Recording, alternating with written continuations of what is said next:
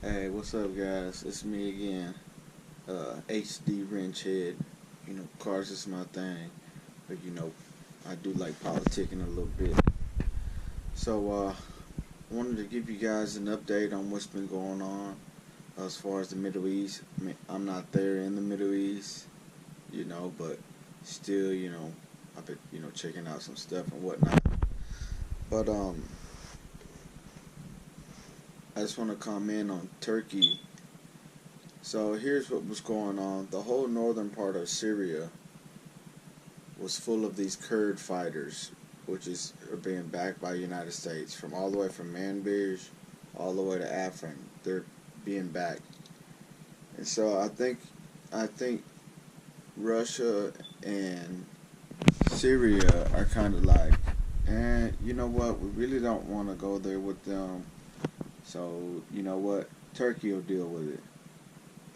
So Turkey is coming against their own ally, which is U.S. troops over there. So maybe Russia and Syria is like, well, we don't want the whole NATO coming against us. Why don't you fight them, since those are your people? So anyways, I'm just speculating here, but I'm just trying to put the pieces of the puzzle together. I'm not gonna figure it all out, and I'm not gonna try to, but I do like to, discern the signs of the time, see what's going on. So, anyways, Turkey got it handed to them last Saturday. They lost 11 soldiers. And so, they're like, I don't know if they're rethinking their whole strategy or what, but, and then they got a Turkish helicopter shot down. They got it handed to them, pretty much, by these Kurds, with American weapons, trained by special forces. So they're doing the do.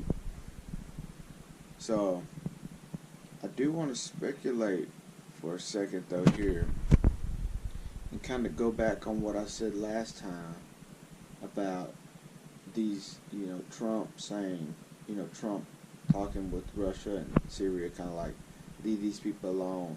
That's kind of those globalists that want to take over the world type of, and those are the ones starting the war, and Trump is like, you know what, leave us out of that. They're doing their own little thing over there. But I want to kind of go back on that just a little bit, because there was a key hint brought up in one of these videos.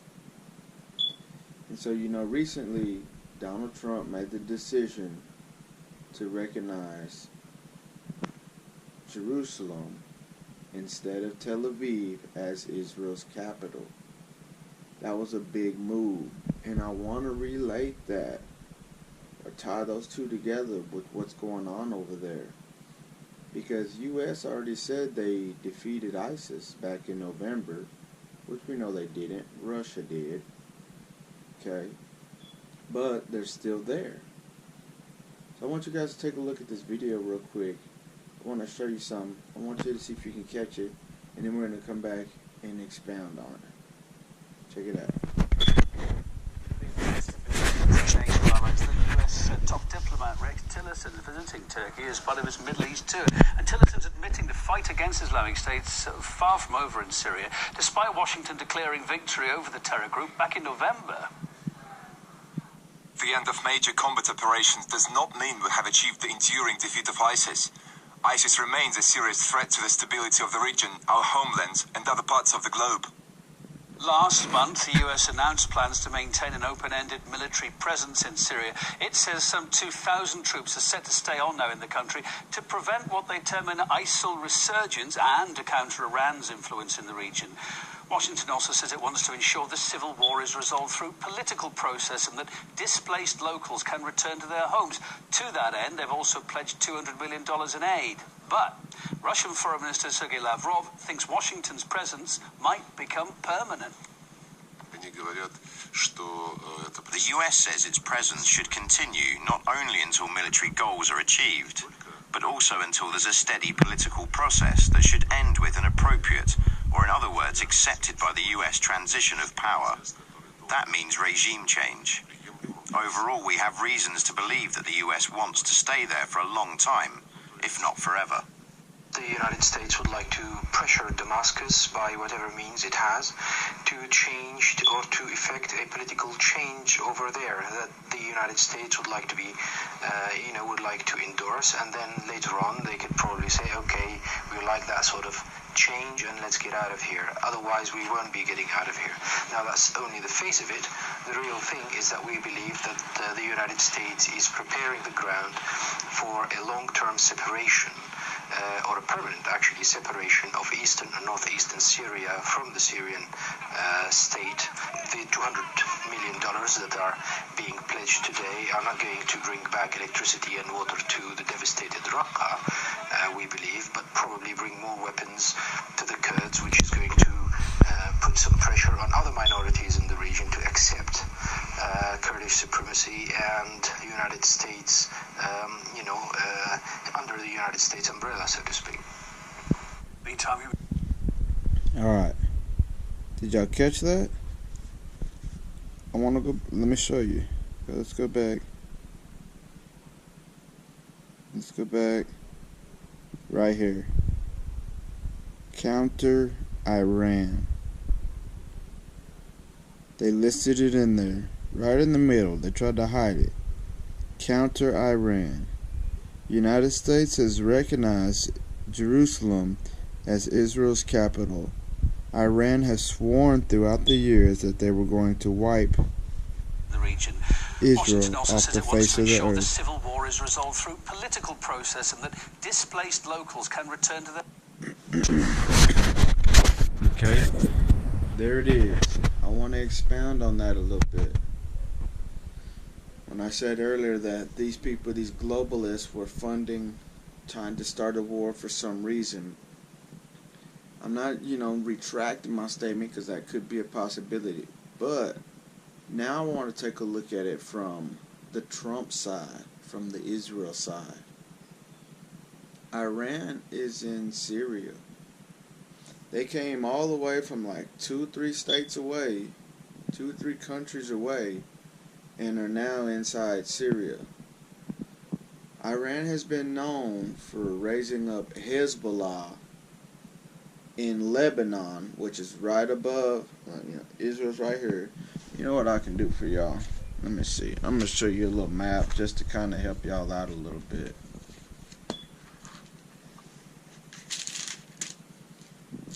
Check me out. Okay. So here's a map. And we have Israel all along here. Okay, and let's just say, just for the little map's sake. But Lebanon is right here on the side. And then, of course, Syria over here. So that's what's going on. Iran has been known to funnel weapons and warriors into Lebanon to attack Israel through the Golan Heights and stuff like that. So this is where Iran is. Alright. Now here's where we're going to get a little deep, a little interesting.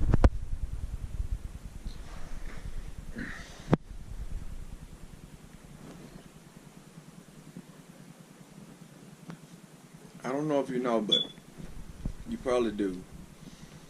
America is built off of Israel.